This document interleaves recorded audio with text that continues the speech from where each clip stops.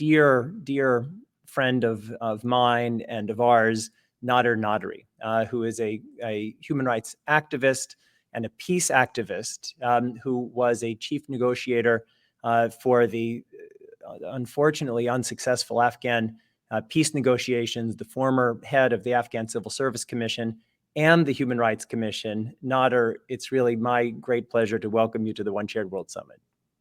Well, delighted to be with you, Jamie, and lovely to be part of this wonderful summit of yours. Thank you so much, Nader. The world is in deep pain and suffering and heartbroken by what we're seeing in Afghanistan. And it's hard for most of us to even imagine how much pain you and your countrymen are in. So first and foremost, just want to share our collective concern, love, and support for you and your fellow Afghans.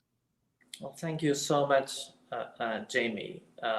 This means a lot, especially in the times of difficulties as such, and that's what makes me or people like me to move on, because hearts and souls as beautiful as yours and those as part of this summit is out there, and we are grateful for it. Well, good, thank you. So we only have a short time for our conversation, but quickly, I'd love to get your thoughts, your quick thoughts on the consequences of what's happened in Afghanistan. Where can we go from here? And how can we, a community of people who are committed to building a safer world, recognizing that sometimes that we will have major setbacks, how can we come together to help the Afghan people? Well, Jamie, if I count an immediate, at least 5 major consequences of what has happened in Afghanistan are there. The first thing is that the state that's been built after so much effort has collapsed. So we do have today a collapsed state in Afghanistan. The institutions doesn't function. So there are some national consequences of these events, but there are also international consequences of those. So the national one, the first one, the state collapsed and the institutions of public sector does not function, at least up until now, a month and so.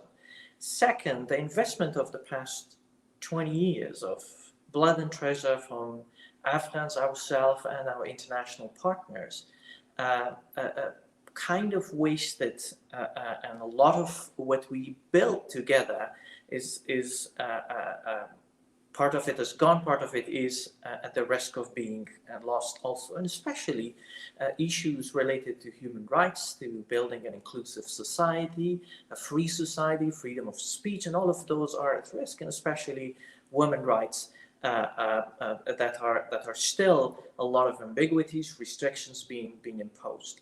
So domestic, but also consequences to shared values and internationally.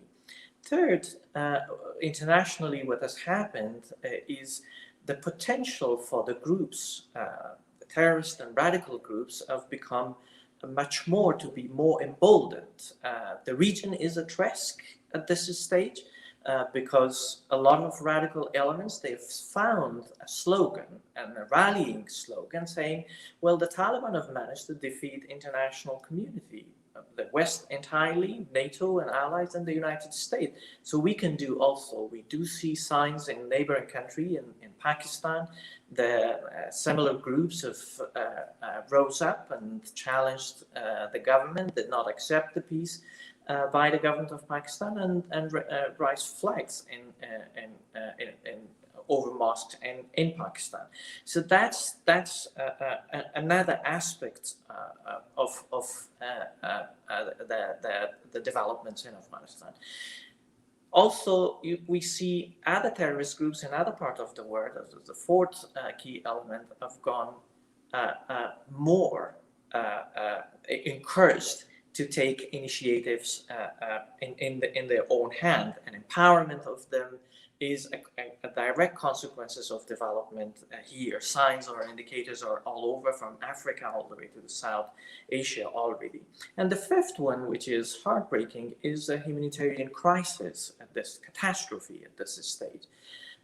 Within a month, the rate of poverty has gone to 90%, estimated by World Bank. A middle class has already been diminished.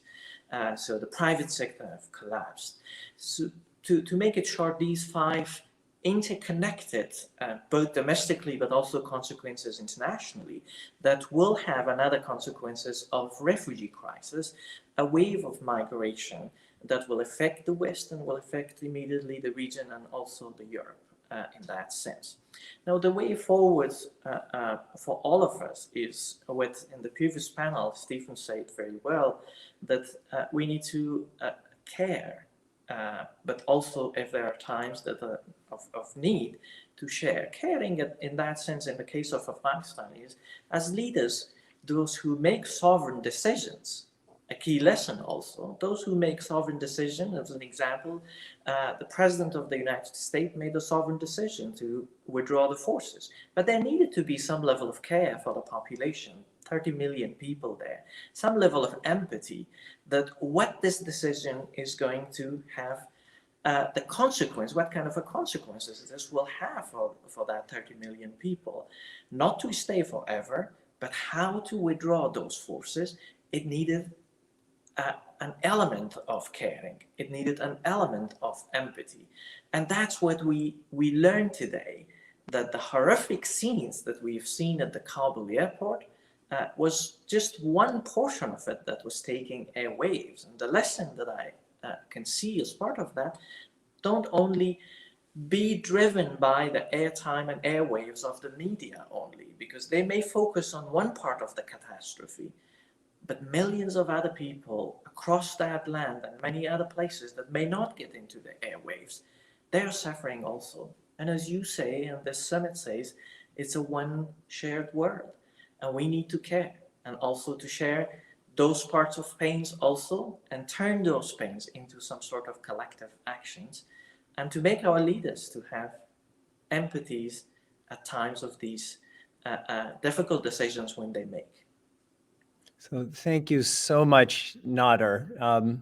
As much as I would love to just keep going with you, because your message and who you are and the way that you've lived your life, I think, is a model for everything that One Shared World stands for. And what you've just said about the universality of these principles of care and compassion and human rights, if we want to have any hope of building that better future, it has to be built on those foundations. So thank you so much, Nader.